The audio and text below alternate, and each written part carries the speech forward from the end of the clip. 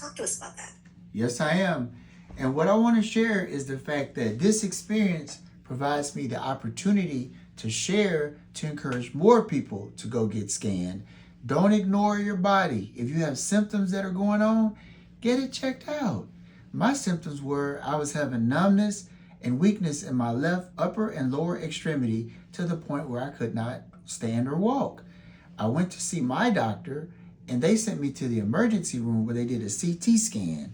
I ended up having a mass and I had surgery 3 days later and it was diagnosed as cancer. What type of doctor, Dr. Quinn, thanks for sharing that, by the way, would decide this kind of treatment? I went to my general doctor and basically she said, let's go get it checked out for real. This is too suspicious. So they did the CT scan and they did diagnose cancer and I had surgery and they told me that the cancer was totally removed. But then they referred me to an oncologist at St. Dominic's where I'm on staff. And she said, we're going to put you on something called preventative radio and chemotherapy. The reason for it was not that they didn't think that they didn't get all of it. It's becoming a new standard I've noticed with a lot of my patients, where they just go in and zap that area and you take medication in case they miss something.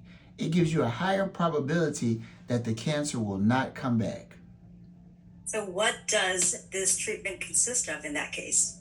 Well, I actually did a national story on it on Kate Middleton back when she had preventative chemo and radiotherapy, and everybody in the UK was concerned that because she was having chemotherapy, she was going to lose her life shortly thereafter. But what I explained was this is becoming the new standard where it makes it so there's much less of a probability that the cancer will come back, and you just do radiotherapy where you receive radiotherapy and you take pills that will destroy the cancer cells if they still exist, if they were missed. It gives the person a higher probability that they can live longer and not have to deal with cancer and be a true survivor.